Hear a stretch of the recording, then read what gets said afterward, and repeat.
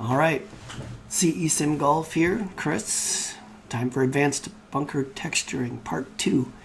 This is UV Unwrapping in Blender.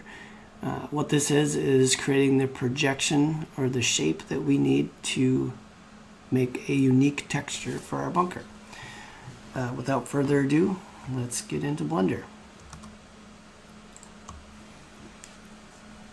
All right, we're looking at a top-down view of, let's see, this would be hole 16 on the fold, and we've done a little bit of work with this bunker in previous videos, doing some of that special advanced shaping for the lip and some roughing up here, and now we're going to add the texturing to it. So what we want to do, if you remember from the theory video, we want to imagine that we're putting our mostly flat sand trap onto a copy machine or a scanner, and that's going to be how we project the image on it. So the shortcut in Blender is 7, gives us top down. So that's a straight overhead view of our sand trap. We're going to tab in and we're going to go straight to the 3 key, which gives us our faces. Now if you remember, there are 2 textures on bunkers. There are both the floor sand portion and the lip portion. Those can be seen over here. Got the bunker sand and the bunker lip. So we're going to select just the bunker sand. Shift G, select similar materials. Now we have all just the sand. Now what we're going to do in Blender, if you go to this top right corner, if you didn't know this trick, this is how you pull in different viewports. So we're going to click, left click and drag. Now it's going to start with a duplicate. We're going to zoom in on the one that we want here. Now we're going to go up to right here, the editor type. We're going to change this to UV editor. So this gives us a picture. I've already unwrapped this bunker, but I'll do it again to show you how easy it is. This, if you imagine it, is our square texture that we were creating in Photoshop. That's why I did that video first. So you have an idea of what we're looking at. If you go over here, say we zoom out on this one, what we're going to do is we're going to project by view. So if you look up here, we're in edit mode. We've got the faces we want selected. We're going to go to the UV drop down. We're going to go project from view. Now that's going to change it on our right window because of the distance we are zoomed out. Now we want to maximize how much of the texture we can use, because we are only doing one surface. If you've done things in the past like custom objects and clubhouses, you can have many parts of that object on one texture file and different faces and objects. Like I could have the lip of the bunker on the same texture stretched out over here, but right now I'm only going to do this, just the sand face. So I want to maximize it. I'm going to zoom in as much as I can. And I'm going to project from view, which is again straight top down. Use the 7 key to get that, and that's that's good enough for me. So we've got our texture projected straight down onto a map. It's a blank map right now, and it's possible to paint textures and do it in real time right in Blender. And this is one of those cases where that's just not the way I prefer to do it, and maybe it's because I don't know it as well or I'm not as comfortable with it, but I'm only projecting this one time. I know I'm not going to need to change anything about the layout in 3D, so I prefer to do this in Photoshop. So what we're going to do is in this window, we're going to go to UV and we're going to find the export UV layout. Now, before we export this, we want to have a general idea of our texture size.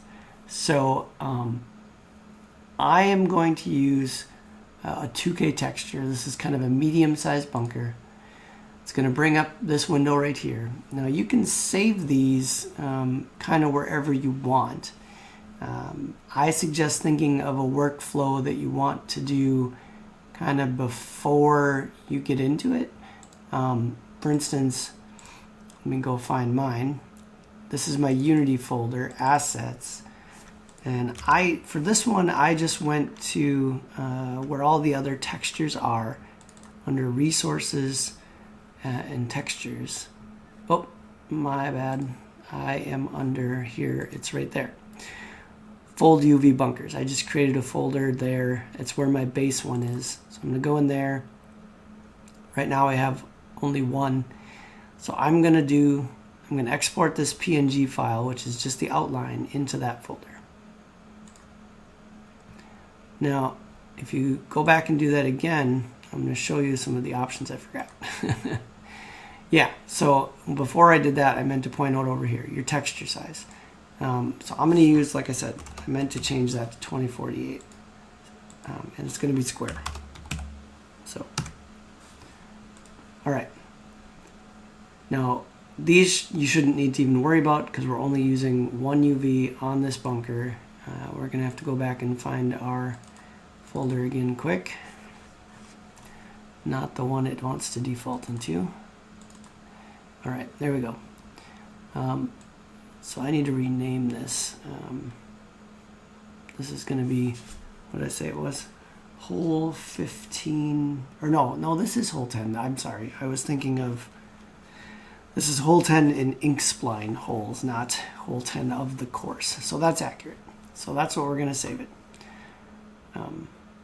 Export layout. Okay, now we're going to go back into Photoshop. Okay, so in Photoshop I have opened up my file, which is our exported UV map.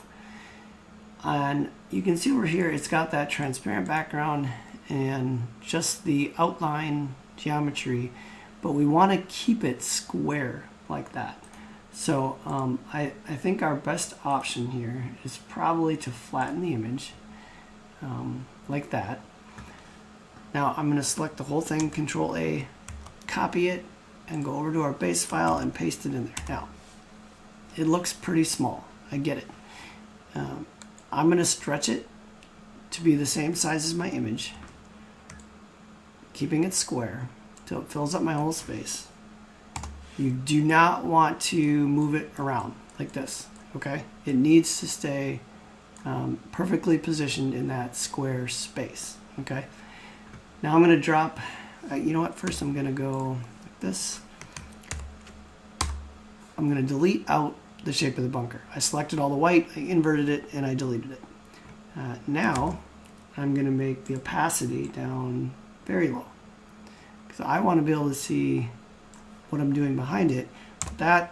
This is the only space now where you see the shape of the bunker that I need to worry about painting. I could draw smiley faces over, whoops, I could draw smiley faces over in this white areas and you wouldn't see them. When it projects this texture, it wouldn't be part of the final image. Before we export it as a texture, we'll get rid of that outline completely just to make sure it doesn't show up. But the only thing we need to paint is on the inside of this. If you wanted to do kind of a fade into the lip, you could, put a little bit of a dark fade around the outside.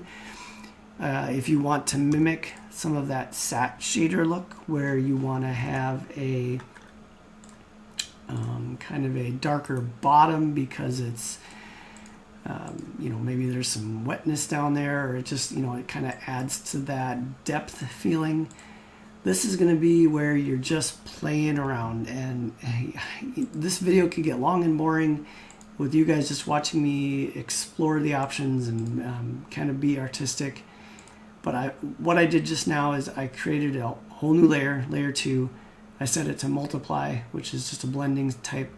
I picked a brush color. I picked a soft brush and a brush color sampled from here that's darker, kind of on the darker end of things. And then, I'm going to paint in, and I set it to multiply so you can see through it. You can still see the rake lines. And then, you can set the opacity on that to whatever you want. And just like that fast, play around with your different blending styles. Gives you a little different effects. You can play around with, let's see. I have good luck with overlay. Kind of gives you a little more colorful but subtle. Or multiply or darken color are good ones as well. Sometimes burn can work, but burn gets a little intense color-wise. Oh, that looks pretty good. So anyway, you've already got that sat shader look back. Now is when you would start going in and adding whatever else you want. So we've got, you know, some footprints. Oops, selected the wrong layer. You got footprints. Let's bring them in here. I don't know. Where do you think someone would walk? Well, if we look at the course, let's look back in Blender. Now we can rotate the view since we've already exported. Where might somebody land in this bunker? Pretty likely if they're going for this back pin, right here would be a good spot they'd land. So whether or not they raked or not, that'd be a good spot to maybe throw in a footprint. So thus I'm gonna, you know, throw these feet up here. Now, how big do I make them? I mean, do I want them that size? Do I want them to be that size? I want them smaller. That's where more experiments come in play, because you kind of need to just try it out and see what you think looks right when you put it into Unity. You know, once the texture gets in there, you want to take a look at it next to a human figure dropped in and see what looks right for something like that. Footprints are especially important to get the size right. And then, like I said before, you can go in here and use your different tools like levels and saturation and things like that to kind of try and blend them in. Once you get it close, you can then play with, you know, your blending styles for this. But now what you don't really want is, you don't want that transparency on something like footprints, because you don't want to see the rake lines, right? You don't want to see the base texture through these. You want it to be roughed up. If you saw the rake lines going straight through the feet, that's gonna kind of ruin your illusion. So soft edges are your friend. You can use things like eraser. Let's see if I can get that going. You know, use a real soft edged eraser to help it kind of bleed and blend a little bit. Let's go to normal, like that. But it's gonna take some work figuring out which one is gonna give you the best visual indicator, and it might be just a lot of playing with your saturation and your light and dark. You know, what's going to blend in the very best, and then erasing what you don't need. That's probably going to be where you're at with this. So that's how you add something simple like that. Now these rake lines are a total mess right now. They're not where we want them at all. So we're actually going to turn those off. All right. So that's the basics of how you get the shape that you want to paint into Photoshop. Now, how do we get our new FBX file, our mesh, our actual bunker in Blender that now has a UV unwrap on it? We need to re-export that into Unity. So don't forget that step. Let's jump back to Blender for that before we get too carried away with our artistic skills in Photoshop.